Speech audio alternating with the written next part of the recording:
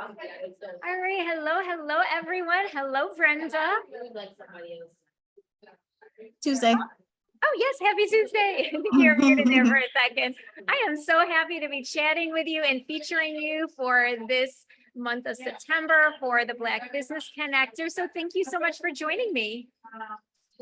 Thank you so much for having me, Beth. I'm so excited about being here, and I'm glad that you're doing this with the Black Business Connector. I am so happy I can help you and be a part of it.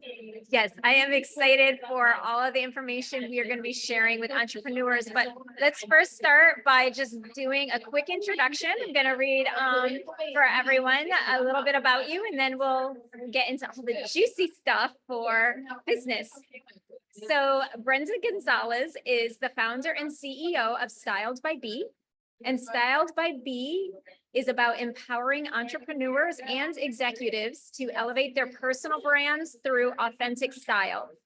Brenda is also a #1 best-selling author. Her first book, Styled by Independence, A Woman's Journey of Self-Discovery Through Adversity, tells how she has transitioned from a 15-year corporate career to full-time fashion entrepreneurship, which is so cool.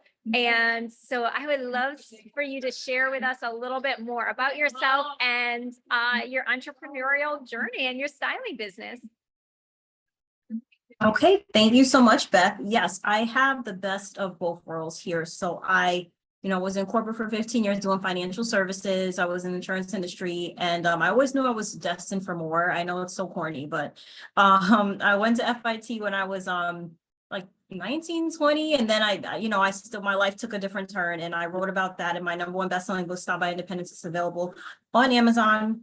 And it talks about transitioning and what that looked like for me. So my life took a different turn, and I was doing everything for everybody else. I had the safe job. I had the safe job with the 401k and the benefits. I was, raising my 2 kids. I was married. I was on the PTA. I was a PTA president at one point, if you can even imagine that. I was doing all the things, volunteering at work. I was climbing the corporate ladder. I was doing all the things everybody wanted me to do. I had all these certifications that I was collecting just for no reason other than, possible promotions. So at one point I woke up and I was like, I don't want to do this anymore. Like I just, I went to FIT. I've always been passionate about fashion, which I talk about in my #1 best-selling book, since I, realized that there was a girl in school that always wore uniform, although uniform was not required, but she wore it and she got attention. And I'm like, that's the thing that I want. That thing that makes you different and makes you stand out. My Jamaican grandmother loved clothes. She loved shoes. She loved everything about fashion. And I wanted to be like her. So 2019, I started my business. That's going on 6 years ago. For the past 2 years, I've been full-time. And it's been a challenge. It's been ups and downs. It's not like the safe 9 to 5. You do have to find your own way, and you have to have an iron gut, and you have to be really resilient, because there isn't a manual. There isn't a textbook. You can read books, you can read business books, attend business conferences. I encourage you to collect all the knowledge and information that you possibly can about your industry and what it is that you're trying to do, but be prepared to pivot, because there are a lot of different twists and turns that your business will take that you will need to make adjustments with as well. And the fashion business. I love, like I said, the fashion.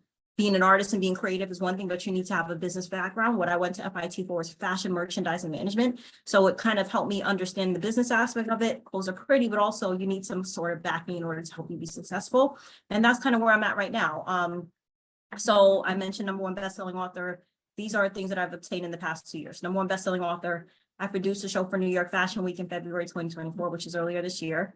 I am a public speaker, motivational speaker, creative director, producer. I produced the show, like I just told you about. So I've been just going around, share my talents with the world. Personal stylist, fashion stylist, which takes care of photo shoots, branding photo shoots I do as well. I also do some consulting on the side for entrepreneurs who are learning to start their business and don't know where to start. I share all the information that I've learned in the past 6 years on how to do that. Cutting the line and avoiding all the fat and all the different things that I wish somebody would have told me about. So I do that as well. So, all things relating to fashion, relating to boosting your brand, relating to being the best version of yourself, relating to being your true and authentic self and living in your purpose.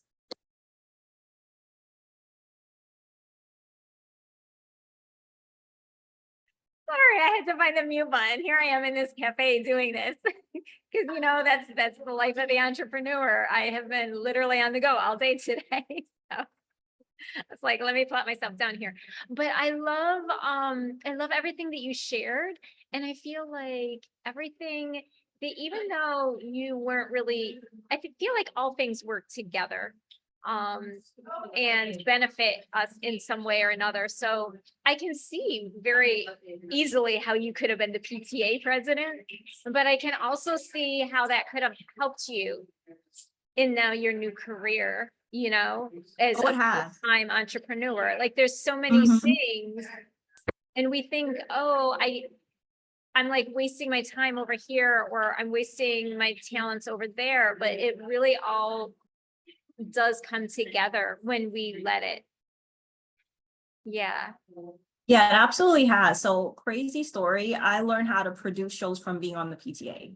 I learned how to produce productions from being on the PTA because it's very closely tied to production skills, rallying people to do the jobs, making sure they show up, making sure you plan everything that you need, the food, the equipment, what's going to happen. Segments is essentially what it is. I didn't notice that at the time doing the PTA that I was producing, but that's essentially what I did as a president and make sure you have, like I said, get the moving parts in place. What's the turnout? Is everybody going to have a good time? Is there chaos behind the scenes? How do we hide that? Everybody should leave having a good time. They don't need to know about the chaos that happened. So that definitely helped me, do what I have learned to do in producing. As far as like volunteering at work, it's helped me build teams and committees and getting people on board with, ideas that may not be 100% clear, but they believe in you. That's the thing. And that's has helped me a long way in my business too. And getting the support that I need without all the things checked off. When you're an entrepreneur, you don't always have all the information and you don't always know exactly what to do with all the steps, but you're like, okay, I know I'm here and I need to get here. So let me just start putting, it's kind of like walking on faith. You kind of just have to put your feet down, get people to support you, make sure they're taken care of, that they feel like they are doing the right thing by supporting you and they're nurtured and they are respected and all those things. And you'll find that you develop relationships, you develop connections, and, you grow your knowledge and, things start to work out. Yes. I feel like you just shared two very important gems. One being like the PTA, going back to that, right? Sometimes I feel like, okay, maybe not all humans, at least for myself. So sometimes I've been in places or I've had to do things and I've kind of like had a bad attitude or pouted and been like, well, this isn't really what I want to do. And now I have to do this. And what I've learned is that those things do then come back to somehow benefit me in my business in like doing the things that are really on my heart. So yeah, sometimes those things we don't want to do are actually the things that we need to foundationally get as a skill set and we don't see it. So we have to get out of our feelings a lot of times, or at least I have to get out of my feelings. It's true, me too. Yeah. And the second thing that you had just shared, oh my goodness, I should have written it down because now I'm blanking. But you had talked that what was the second thing you shared after the PTA? Oh, the nurturing. That's what it was. Nurturing people and making sure that they're enjoying themselves and all that. And I feel like that is a key in as well to having people want to work with us. Sometimes we get caught up, I think, or I have gotten caught up in like, oh, I need to pay this bill, so I need this money. But it's not just about that. It's really, I'm a service provider, just like you're a service provider. We're both service providers. So nurturing people, it's really about them. Yeah. So I love that you shared that. Thank you. Thank you, Beth. Yeah, nurturing is everything. People want to feel warm and comfortable, regardless of what it is. Some people say like, I have to have like, this or that. But really they want to be heard. They want to feel respected. They want to feel valued. People want to feel like they have a purpose, and by assisting. So I feel like humans, like we have an innate need to help people. We have an innate need. So when you're starting your business, I say like this example, when you're starting your business and you're not saying anything, nobody knows what you want. So they're like, you're like, and I'm guilty of that as well. Like I was starting my business on the side like 6 years ago and I was really quiet about it. And I'm like, why aren't I getting help? But the minute I start like yelling it from like the rooftops, this is what I'm doing. The people are like, oh, let me help you. Let me help you. You know, people have the need to want to help. People have the need to want to have some type of purpose and play a role in someone else's success. So that's really important to make sure that you nurture relationships and you make sure that you find connections with people who you want to help, because it goes both ways. You help and then they help you. You know. Yes. And my grandmother used to always say the squeaky wheel gets the grease. So we have to like let what we need be known. People aren't mind readers. So, oh, Very- what were you gonna add? I did want to talk a little bit more about where you get your inspiration from. It's such a creative field. And sometimes people who are creative, even though you definitely have a very solid business aspect, which is kind of like the logical, practical side, it's still very creative to be able to envision and help someone find their personal style. So where do you get your inspiration from?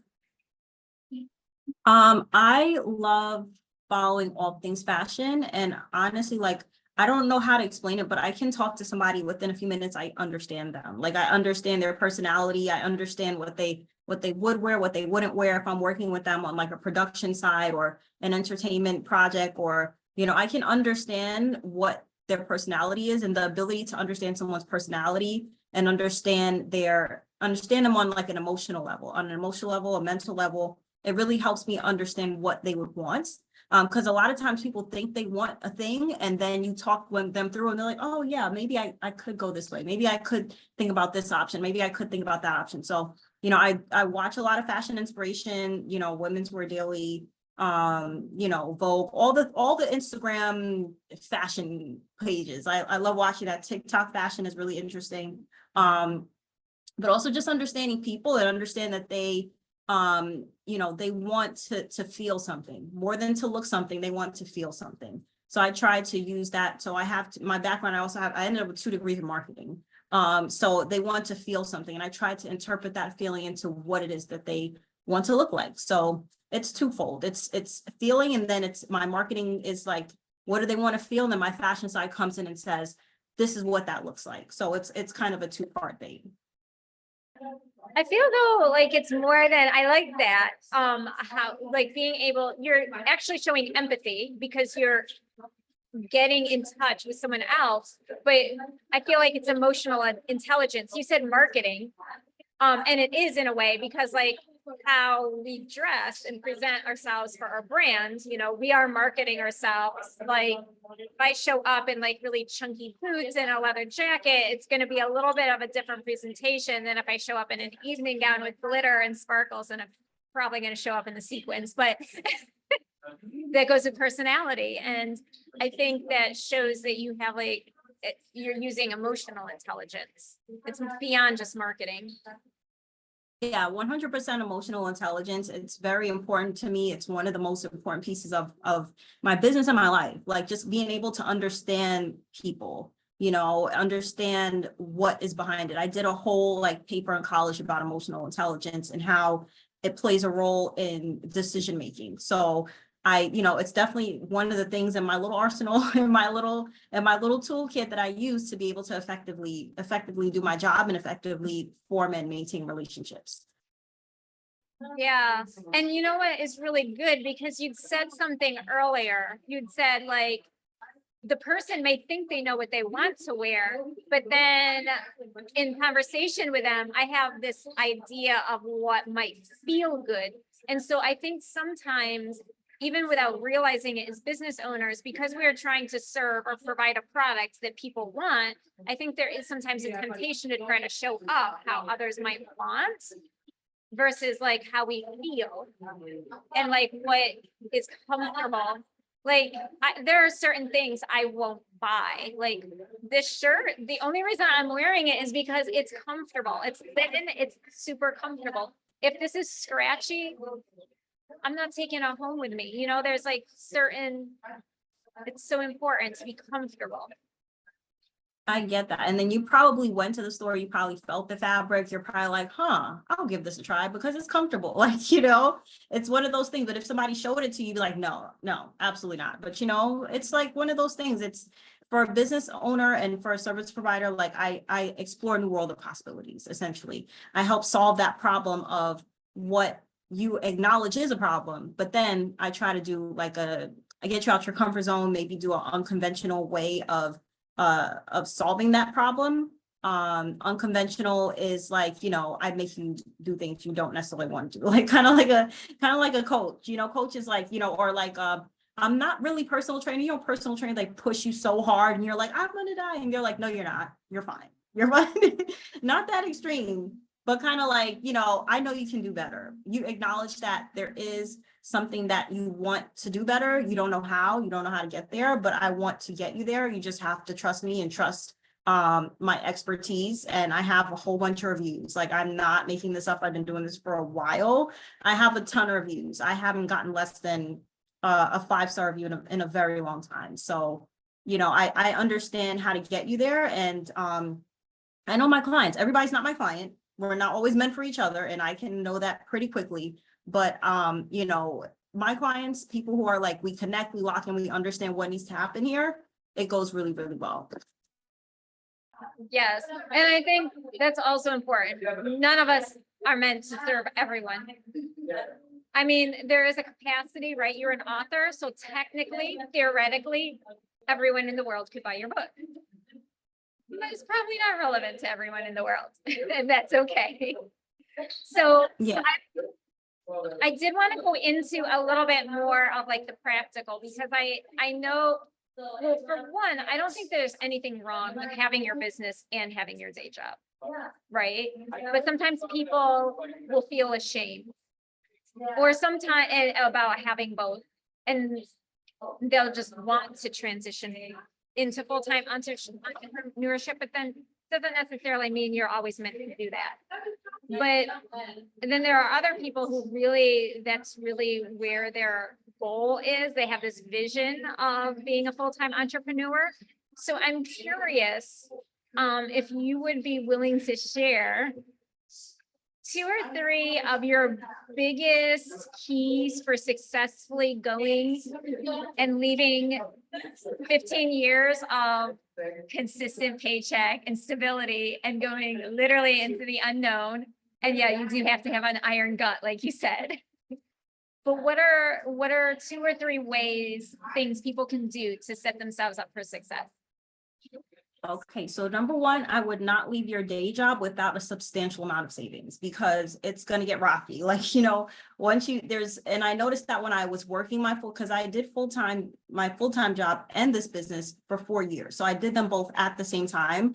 What I did find is that I wasn't getting ahead anywhere. Like, I wasn't getting ahead at work. And some people do it. I'm just telling you, for me, I have 2 kids. I'm a single mother. So I was coasting and surviving on both planes. Like, I was getting my job done. My performance reviews were amazing, but I couldn't get further than that. And then for my business, I was getting things done, but I couldn't really quite get it done, like I wanted to when I worked my full-time job. I did make some traction, but have a big savings. Secondly, make sure you obtain all the transferable skills you possibly can before you leave your day job. So that would be any management credentials that you can get.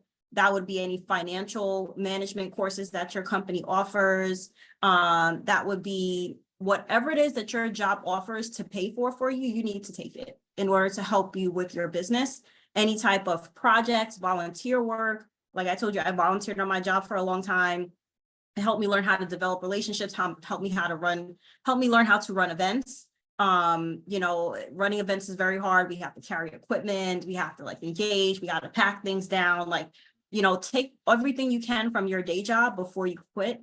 And the last thing that I would say is, let's see, how did I do it?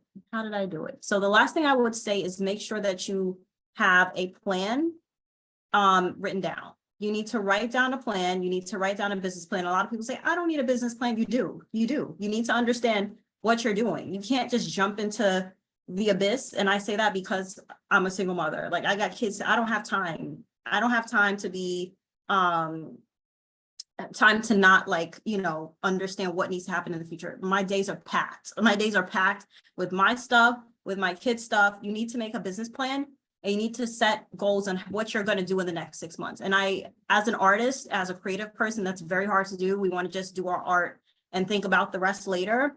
But I can tell you after 6 years and the mistakes that I've made, you need to have a business plan before you quit your day job. You need to have an understanding of how you're going to make money in your business, set those goals to try to reach those goals, understand where you need to tweak things. You ideally would want to work on your business plan every year at least, but I know some people do it a little bit more often, but every year you need to work on your business plan and understand where the holes in your business.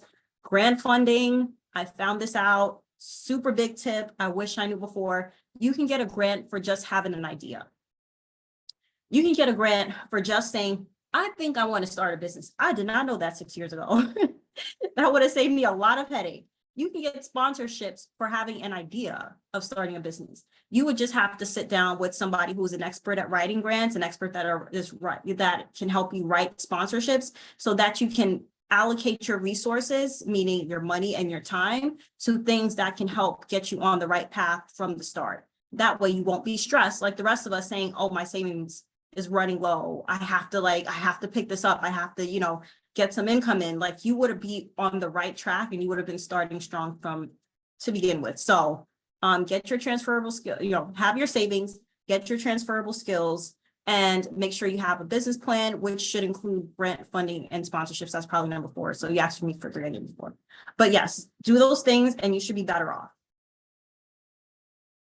Yes, I love it. I'm curious, because I think maybe I need to hire someone. I've struggled with getting grants.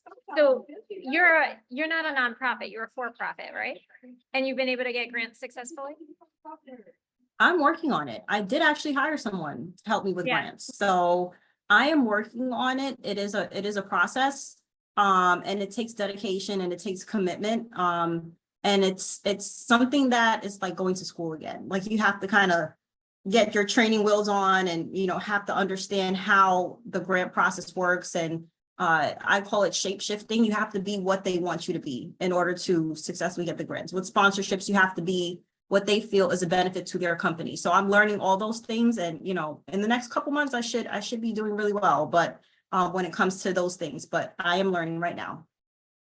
Yes, I have had much better success with sponsorships as a for-profit than grants. Grants, I've just gone nowhere with them. But yeah, that's really good to know. And so maybe we can talk about that another time. But I also thought that what you said about your time and your plan, right? You have a business plan. I think one of the biggest shocks to me when I started working full-time for myself was you do have to have a lot of discipline to like structure your day because no one's over you.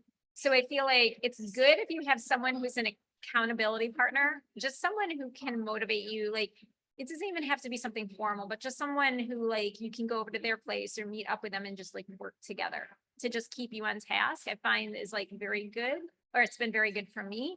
But the other thing was I was like, oh, now I can do photo shoots Monday through Sunday anytime. But the reality is most people still work on a Saturday, Sunday schedule. I do occasionally do photo shoots on weekdays, but most of my photo shoots are still on the weekend. So that was kind of like, oh yeah, I'm functioning, I'm more available to people. And so just like having that in your mind when you're planning out, I would say to people, yeah. Yeah. So that's really important, like understanding of your client's work schedule. For me, I was available all the time. Like you said, like I was available. I was like, anytime you can book an appointment. Now it's like, I only do lunchtime appointments because that's when people are available. Like 11 to 2 is when I do my appointments, 11 to 2. Now, if it's anything special, I can create an appointment for them. But I try to stay within their schedule. And what else did you say before that? So you said your client's availability. And then before that, you said something else. What did I say? Probably like looking out the window and seeing these buses going by. Yeah. I was talking about the grants and Mhm. more Right. So success you were with successfully able to get the grants. I have Mhm. success with sponsorships and so far no success with grants, but I think hiring someone to literally work with me would probably. Oh, accountability partner. That's what you Oh, the said. accountability, yes. Yes, so that's really important, and I can tell you need one, and it's not saying you have to be my accountability partner, but what I say when I said building relationships in your industry, building relationships with people who's on the same path as you, other entrepreneurs.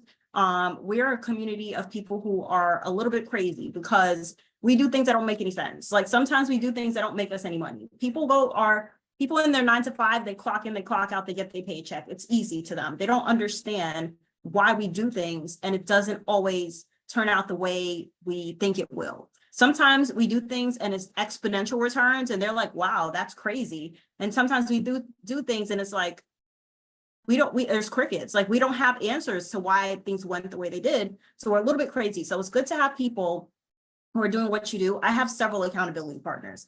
Would I say that is there a title? No, but I have friends in business who are entrepreneurs who, understand that there are waves. Some waves are, amazing. We're crushing it. We're doing everything that we said we would do. It's raining money, like it's going great. And then other days it's like, so the bill is due and and I gotta find a way to move some stuff around to try to get to the thing. Like it's crazy, the highs and lows that we go through. So it's really important to have people who are your friends, who are you're friendly with, that you can have honest conversations with and talk about like, I need your help today. I need your support today. Like I have to run this idea by you. What do you think about this? Do you know anybody that does grants? Do you know anybody that does sponsorships? Do you know anybody that does this and this and that and that and that, so I get a lot of referrals that way. I give a lot of referrals that way, connecting with people who can hold you accountable, and are in it with you, are in it with you to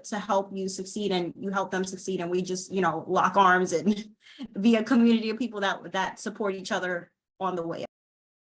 Yes. Oh, you just said the word community, which is like literally what I was thinking about. I was like, it's pretty much building a community. And not everything is for everyone. You don't have to share everything. It's like your own community in a safe space, right? Yeah. So I would like to know a little bit more about style and fashion for entrepreneurs, because I feel like it's probably not the first thing that people think about. People think about marketing, they think about branding, they think about websites and funnels and logos. They don't sometimes even think about headshots, which it's like, why are you not thinking about your headshot? That is like a key foundation to presenting yourself to the world. Even if you're not the face of your brand, you should still have one, right? But I feel like even lower on the totem pole of things entrepreneurs think about, or even executives, like even people who are working a 9 to 5, is style. And so I want to know, I know, but I want you to share with our listeners why style is so important and actually how developing that style and working with a stylist is actually going to end up making them more successful as businesswomen and businessmen. Gotcha. So I speak a lot about strategic style strategy. One of the things that is very important to me, I mentioned a little bit earlier, is that my marketing degrees really helped me understand what things should look like, and why. I was watching this movie the other day and there was this character, it's going to make sense, I promise. There was this character that was talking in the other room. She was supposed to be like a business person and she came in and she looks like she's 22. She's wearing athleisure wear. And I'm like, wow, that is not what I expected her to look like. Why? Because when you think of a business person who owns property, you think that they look a certain way. Now, although I can't say that I am in agreement with stereotypes, I can say that there's something called industry standards. So there is something called industry standards, and there's something called making sure you're branded properly so that people understand what it is that you do without you having to say much. People understand that you're somebody who is respectable and is an expert without you having to say much. So with that said, branding means things. Clothes mean things. The way you present yourself means things. And I'll tell you a story. So last year, 2023, beginning of 2023, I rebranded myself. So before I rebranded, I was having a really, really hard time connecting with people and telling them what it is that I do, who I serve, what I'm about. And I would just find that I'd be constantly explaining myself, I'm like, it was hard. But after I rebranded, I'm telling you, I made more money within the first 6 months than I ever had in the 4 years prior that I was in business, because people went to my website, they went to my social media, they saw my professional pictures, my professional headshots. It's pretty, it's pink. I don't have a bob today, but my normal hairstyle is a cute little bob, makeup on, like I'm a woman and I don't make the rules. Women, you have to wear some level of makeup. It doesn't have to be a full like contour, like full beat, but it just make it look just a little bit, just put you over the edge a little bit, maybe a lash. It could be a demure, that's the keyword right now, a demure lash, a very cutesy lash, like something to give you a little edge, so that people can understand what it is that you do. If you are, a doctor, or if you're in the medical field, I explore style psychology. What does that look like? And what does that look like for you? What do you want to feel? And how do we translate that? Maybe we explore colors, maybe we explore patterns, maybe we explore, I like different styles, like blazer dresses, regular blazers, different things that we can explore to help you, A, meet the industry standard, and B, feel like yourself and feel like a boss. If you're a chef, if you're a restaurateur, what does that look like? What do your branding photos look like? What does your Instagram look like? What does your LinkedIn look like? If you're doing press for yourself, if you hire a PR person, how do you present when you are doing your press for yourself? So all of that is in line with personal branding, industry specific branding, being your authentic self. I give this example too. I don't like suits. You're not going to see me in a full suit. And I know that's very common for women in business to show up in full suits. That's not me. You won't see that from me, but you will see other iterations of that. I love like maybe a blazer dresses. I'll wear a blazer. But I would always be myself. And that's the thing. I encourage you to be yourself. I encourage everyone to be their self and find a style that fits that speaks to you. Find colors, patterns, that may be a little difficult to navigate what that looks like, but that's what I'm here for. I do research on what it is that you're trying to do, your industry. I'm a firm believer in finding brands that match your beliefs. So I wear my Telfar bag everywhere I go. I support Black designers. I support my people.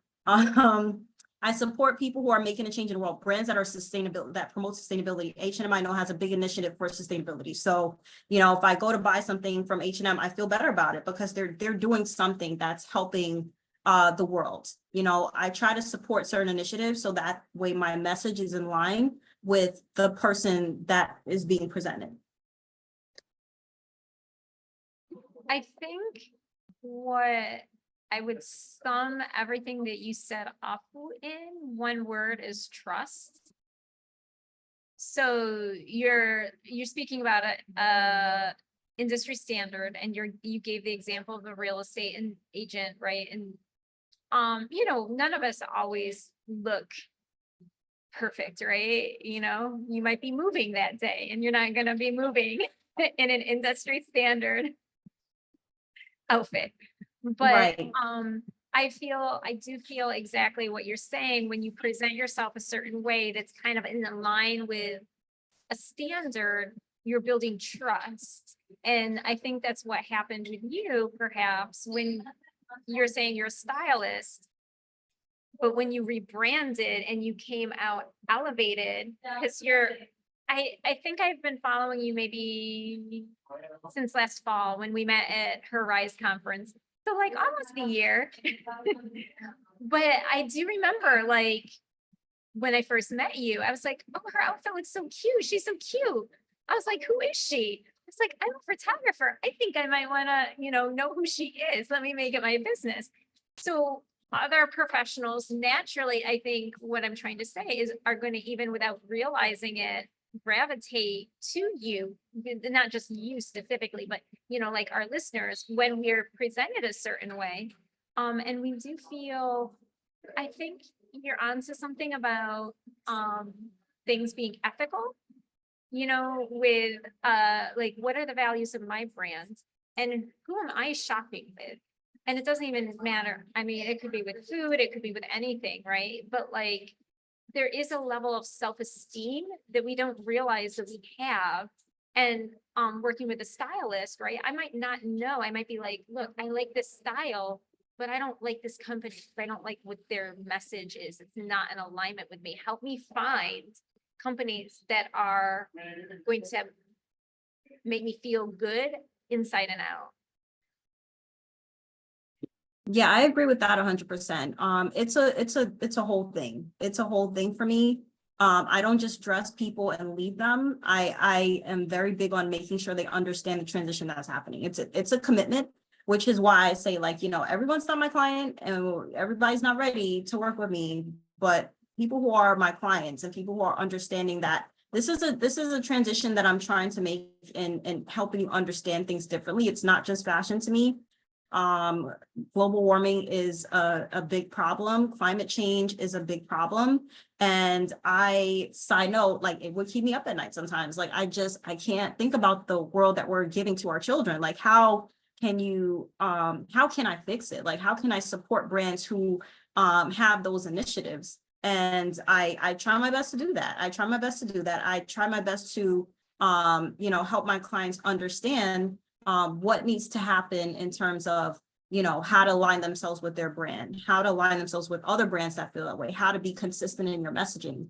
My messaging is very consistent. You go down on my pages, I'm Black owned everything. Like, I'm at this event, that event.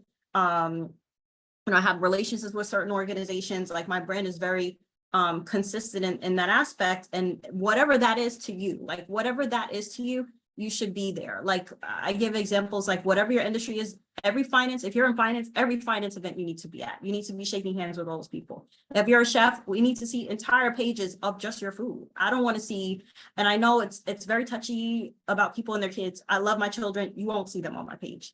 This is about fashion and marketing and branding. So if you do hair, it should be all hair. Like, branding is very consistent. And then when you go to events and you're like, I'm the face behind the business, your hair is popping. Like, your hair is popping, your makeup's on. They're like, oh yeah, she looks like a successful business owner. Regardless of how much money's in your bank account, nobody needs to know that. But a successful business owner, she looks like she has her stuff together. He looks like he has his stuff together. He speaks boldly and confidently, and I'm a believer in even fake it till you make it. Like, if you find something that you feel like maybe a lot for you, and I say a lot in terms of maybe it's more powerful than you might have thought about, maybe it's more of a powerful statement than you may have wanted to make, let's try it. Let's step into that power. And I say to get to the level above you. So what you want to do, that's what you dress like. If you're a person that loves fashion, trying on different accessories, make sure you look at who is it at the level that you want to be at and emulate whatever that is. That's not saying copying, because you have to be yourself, but find a way to interpret that to where you feel comfortable and emulate that person's success. And you'll get there. I believe in manifestation. I believe in, attracting all good things. So, it's a whole process to me. It's not just clothes. It's like, let's attract what we want for us. And that's how I approach it.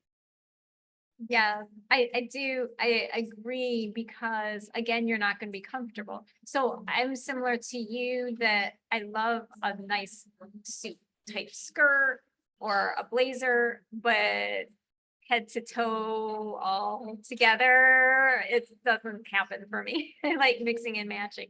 So I feel like you don't have to do exactly the cookie cutter. You can be yourself, create something that's familiar, and then make your own little creative interpretation on that. Yeah. So I want to know, in your opinion, what is the secret sauce you feel many entrepreneurs miss? Is it their style, or is it something totally different? Well, style would be right on brand for me to say, but I'm actually going to say something else. Like, style is a tool. Style is a tool and a vehicle to get you where you want to go. But what it is to me is resilience. And I can't say that enough. It's definitely resilience. when people bet on your company, when people invest in their company, I just recently went to a tech conference, Baddies in Tech. Shout out to Baddies in Tech. Last weekend, I went to a venture capitalist, I think that's the right word, venture capitalist session. They talked about getting investors for your business, right? When you've reached certain checkpoints and you're looking to grow, scale and exit. Investors invest in you. If anybody's seen Shark Tank, where you pitch your ideas and they invest in company, people invest in you more than they invest in your business. They're like, oh, that's a great idea. Your numbers look great, but what kind of person are you? Are you going to bounce back if there is a setback? Are you going to be able to pivot if something doesn't go exactly as planned? Are you going to be able to get back up? So my thing is resilience. You have to be able to understand yourself and believe in yourself more than anybody else does, even when it's crazy, even when it doesn't make any sense. Just having that fight to know that it's going to work out and you'll do everything you can within legal and ethical boundaries, to make things work and to connect with people and to, again, within legal and ethical boundaries. You're not going to steal anything. We're not going to do anything crazy, but you'll do everything you can to fight for your dreams. Even if that means you have to come up with another iteration, even if you have to pivot, even if you have to reimagine something, change your business plan, look at this area, look at that area, say, oh, this is doing great, let's do more of that. Even though it may not be you really love doing this thing, but people want this thing from you. So you're going to do that thing. You're going to give the people what they want.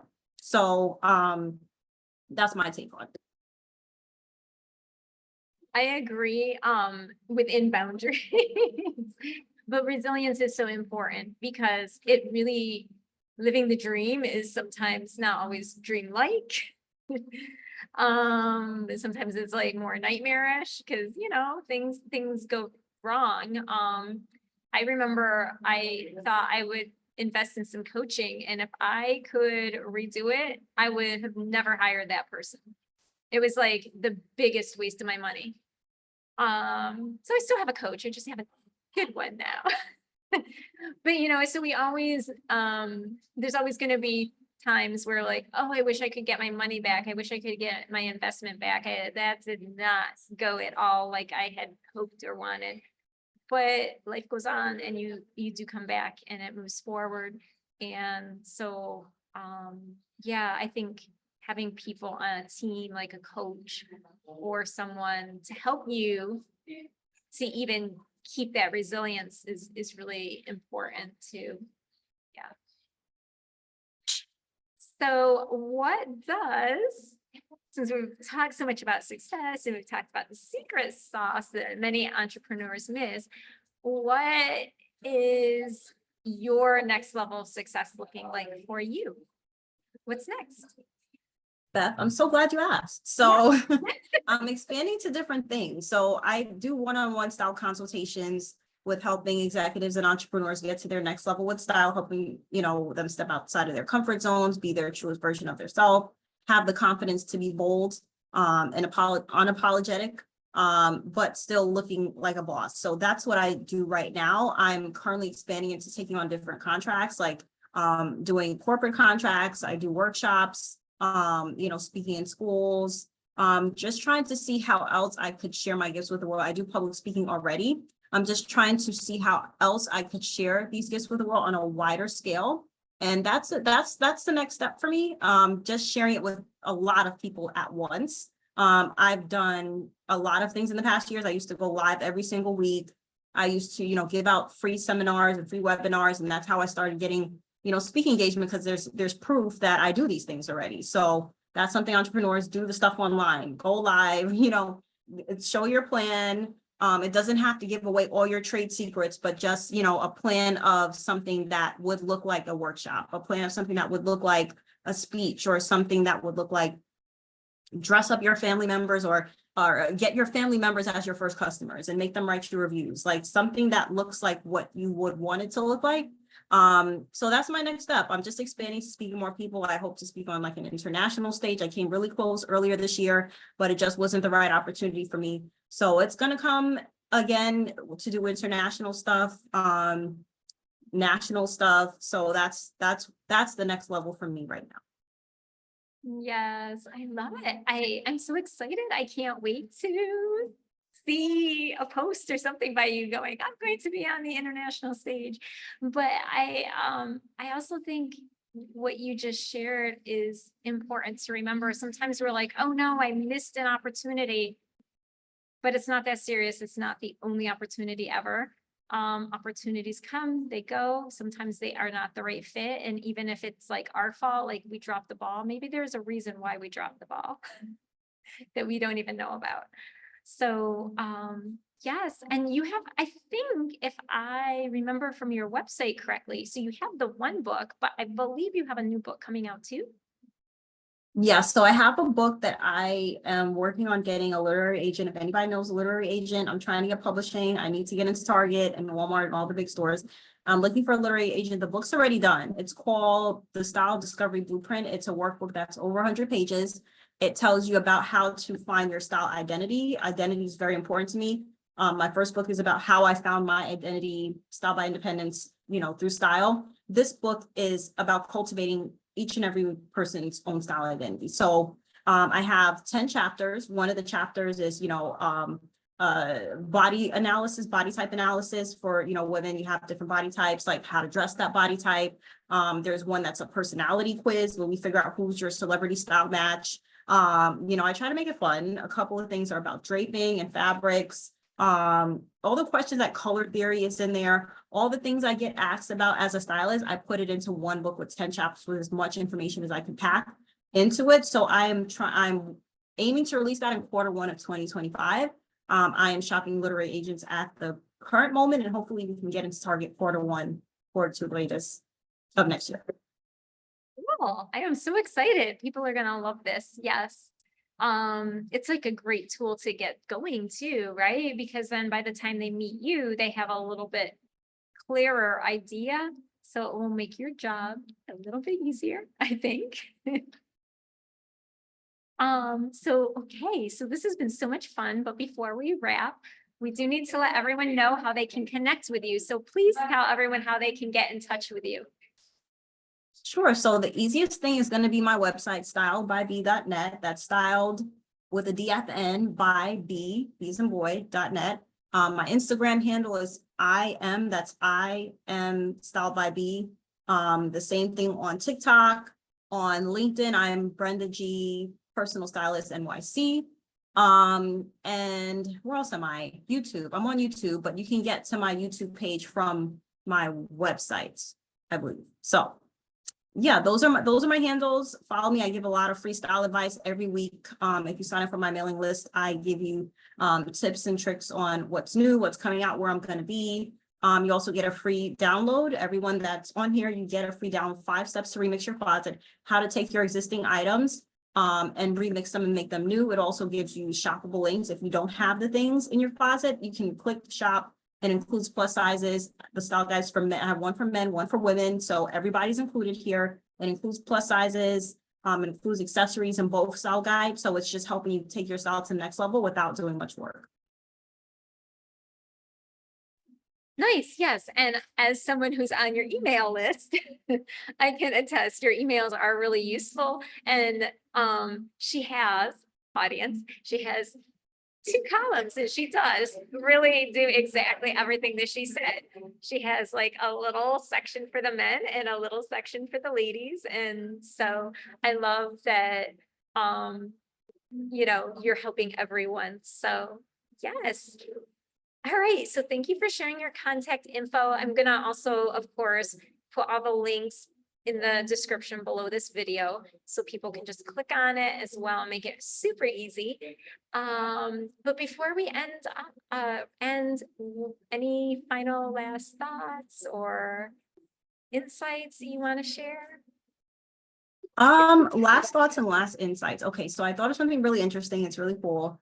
My tip to try something new is to wear it to the supermarket first. It's not super deep, but I do find that you need to get out your comfort zone. I'm big on that. Like try something new, see life differently. Wear the thing to the supermarket and you'll find that it's, the reactions you get, nobody's going to notice. It's not going to be crazy. It's not going to look as crazy as you think it will. And then you'll start developing the confidence and the self-esteem to step outside your comfort zone a little bit more. just with that one step, just trying something new in that one direction, you'll find that, you'll be open to new things.